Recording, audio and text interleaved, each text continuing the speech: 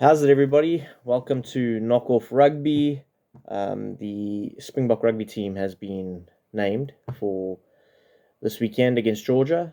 I know I'm a bit late to the bandwagon, but the channel's a bit new and better late than never, right? So let's see if we can get some original thoughts and maybe a few opinions that you haven't heard before, and yeah, get a new thought process going. All right, so let's start off. I think I'm going to do 1 to 23, just going in number order. We've got Bowen Venter, Manus van der Merwe, and Neethling Fischer. Look, there seems to be a pretty standard MO with the Springboks and Rossi. He seems to like to put um, fairly inexperienced, actually in this case, really inexperienced players with experienced players. Have that shoulder to lean on, have that calming effect if things do go wrong.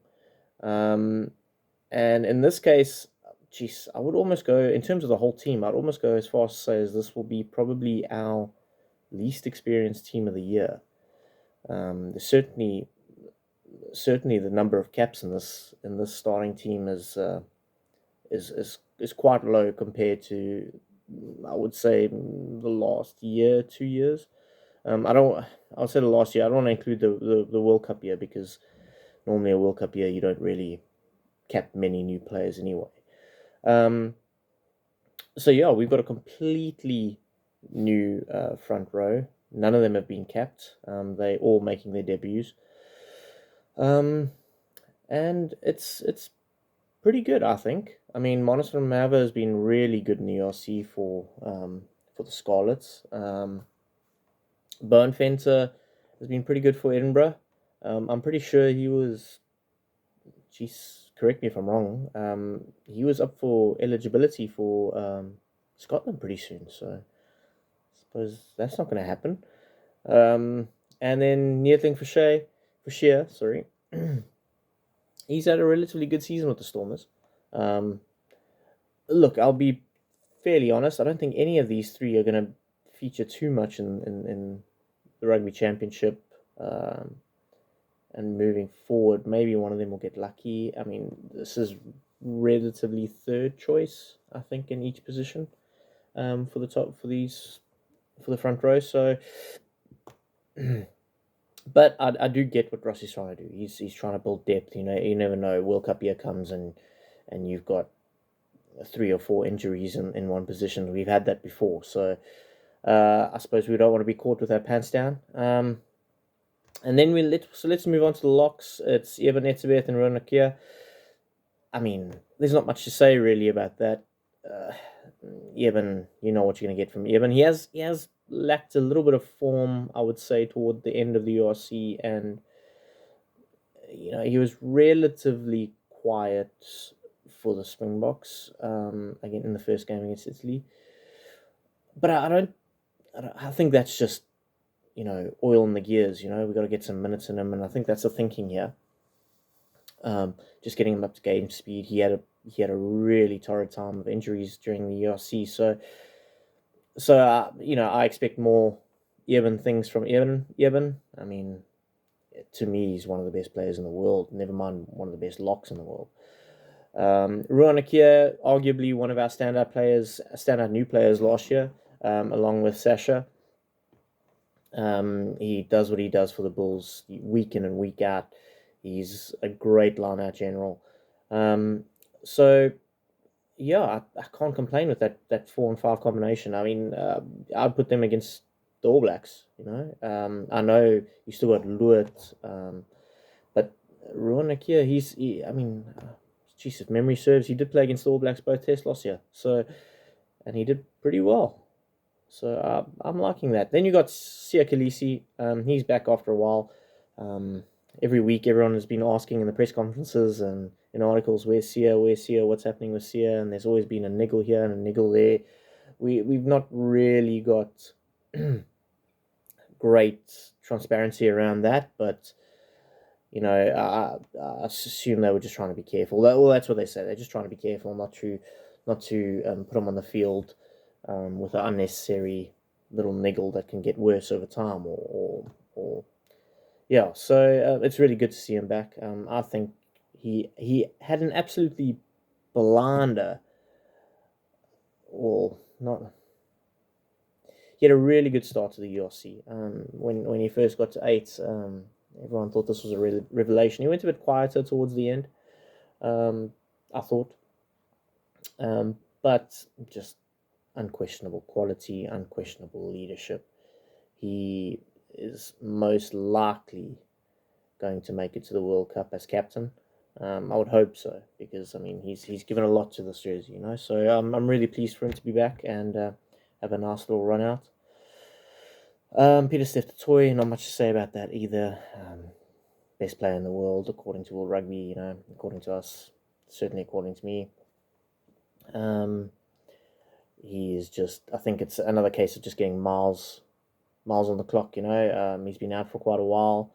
He had a long stint in terms of injury in the Japan League One, so you know, he's just back to, I think, steady the ship a little bit. Not that it needs steadying, but you know what I mean, just to help the guys like in the front row and just add that little bit of leadership. I think he's actually more, him and Sia are more there for the next position, which is number 8, in Cobus Visa. Now this is a contentious one.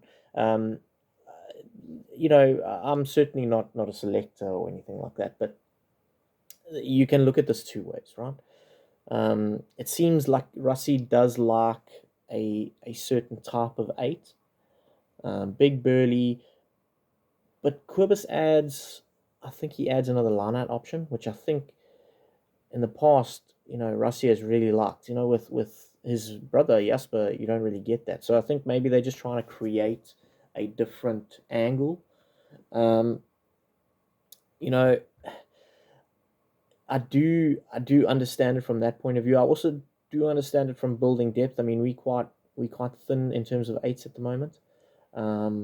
So maybe you're trying to manufacture that 8. You trying to, and this could also maybe tell signs of Quibus maybe going on tour, maybe being part of the I would say more, without any disrespect to Georgia, the more serious squad going forward. Maybe Quibus is going to be there as a replacement lock who can cover 8, you know. So because we don't really have, I mean, we had Elrich, Pieter-Steph can probably cover 8, Sia Khaleesi, but I think they obviously, the thinking with Quibus is they obviously think he's better fitted to be a lock that covers 8 than perhaps those other names.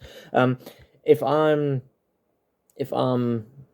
one of the Dupree brothers, if I'm Ivan Ruus, I'm feeling a bit hard done by here.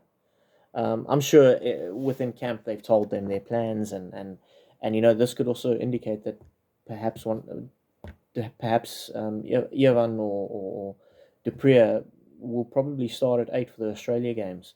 I think that's going to happen. I think that's why maybe they put them on ice now for this game, just to test out Quibus. I am surprised, however, and we'll get to the bench, I'm surprised that one of them is not on the bench to maybe just come on and get a bit of miles on the legs at 8. So, you know, my prediction there could be totally off. I don't see Quibus Visa starting at 8 for us against Australia or New Zealand, for that matter, or the first game for New Zealand. I know Jasper's back for the second, but we don't know how he will be looking by that time comes. So yeah, it's a bit of a contentious one. I'm not sure whether I like it or whether I don't. I'm not sure, do we need to be creating another 8th man? I think once, I mean, we're pretty deep in 8 if we don't have injuries. You look at Elrich, who can play on the side of the scrum as well. Cameron Hanekom. Then you got Jasper. You got both the Dupree brothers that can play on the side of the scrum or 8. I know one predominantly doesn't, but he has done before. So I'm not sure. This seems like a very left field selection. Obviously they have a plan. They have a plan for this, and there's probably something that Quibus brings to the game that they want on the field. In this case, I could definitely see him starting at lock. You know, for some of the tests this year. I'd be very surprised if he gets more runs at 8, but depending on how he goes. Let's get into the backline. Now, the backline is full of pace. Grant Williams, who I think for the last year and a half has been the best 9 in South Africa. I'm not actually sure why there's such a discussion about it. I think he's quite easily the best 9 in South Africa. He's got his speed to the ruck is just nobody else can match it, in my opinion. There were question marks around his box kicking and his ability to place high balls under at a reasonable distance so that we can compete. But I think that's been fixed now for quite a while. So yeah, I think it's deserved. I think in this game though, you could have, I don't want to contradict myself, but you could have probably given one of the other scrum halves a run. Maybe bring Grant off the bench. He can cover wing, so good bench player. That's probably why he's been predominantly on the bench for our bigger games, just because he's got that versatility and that speed, But yeah, look, deserved. I love him at 9. I would start him in most games at 9. So yeah, that's a great one. Sasha Sasha is just a talent. He's just he's a generational talent. However, he's had some slip ups in the URC. He's had some amazing moments in the URC, and he's had some slip ups. So he needs to find that balance. I think it's just giving him another run. Giving a bit. I think he's going to be one of the starters in Australia. I do think the way that Russie and the coaching staff have been mixing up the team, I actually think we're going to have a mix and match rugby championship. Not to the extent of this.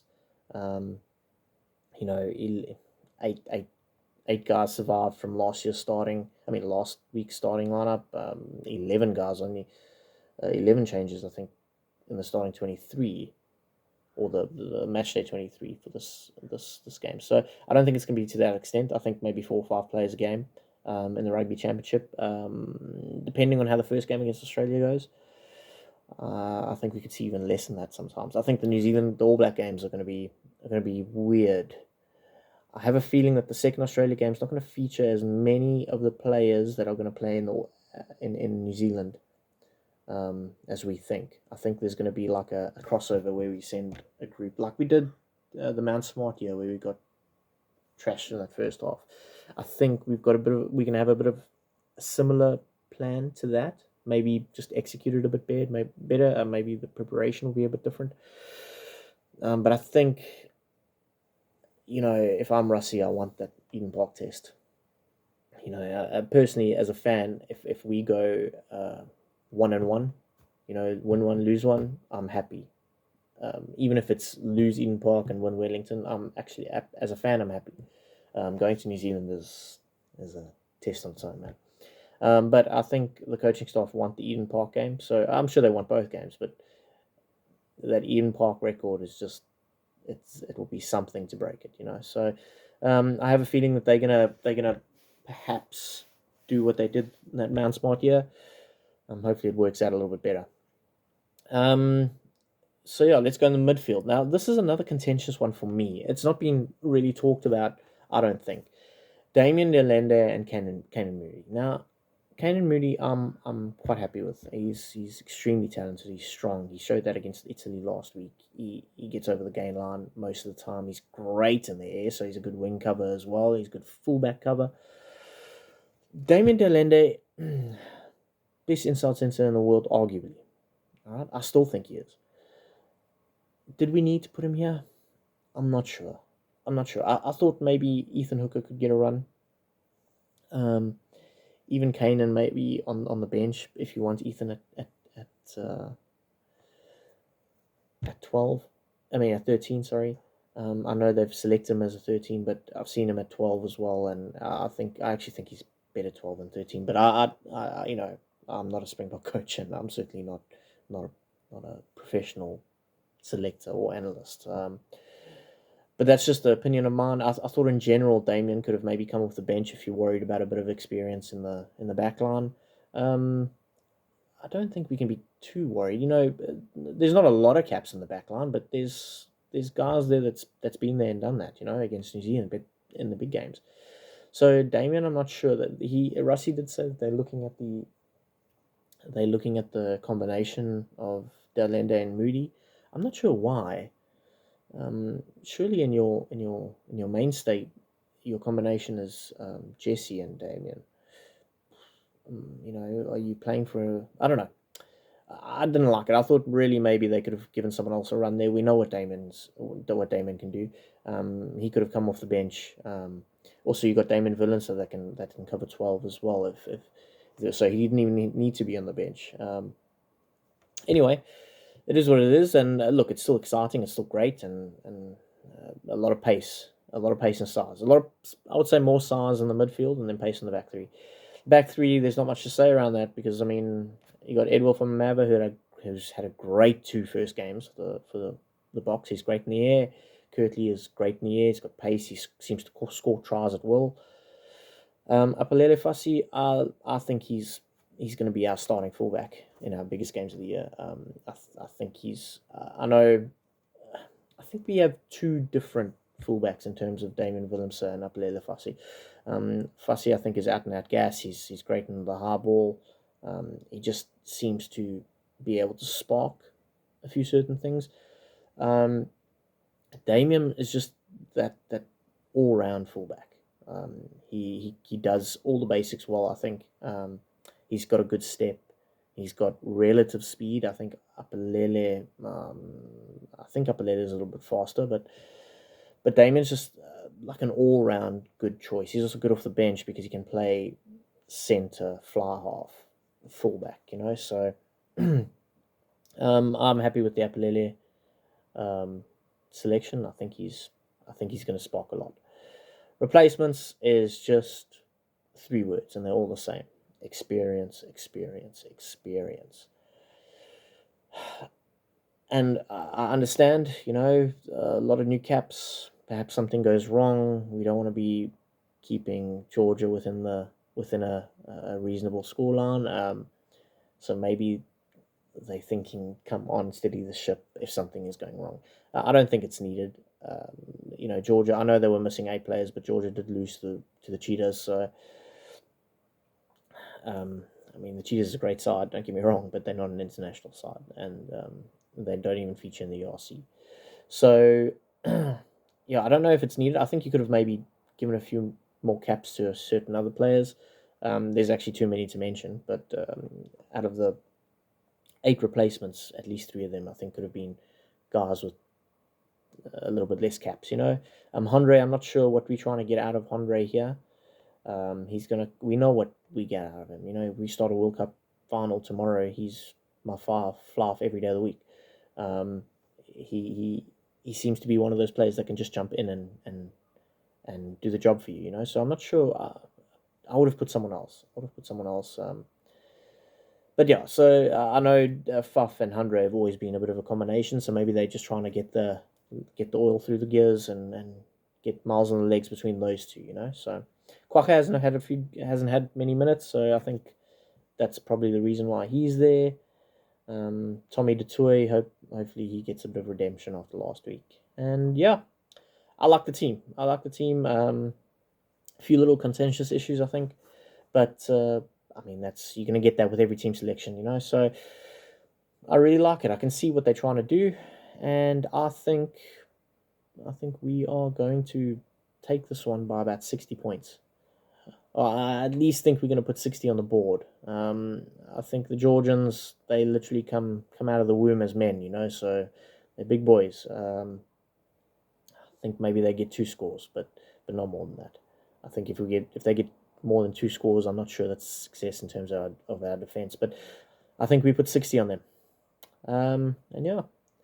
Anyway, if you like what you hear and you enjoy the channel and you enjoy the conversation, then please like and subscribe.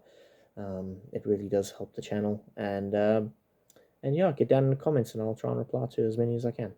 Thanks.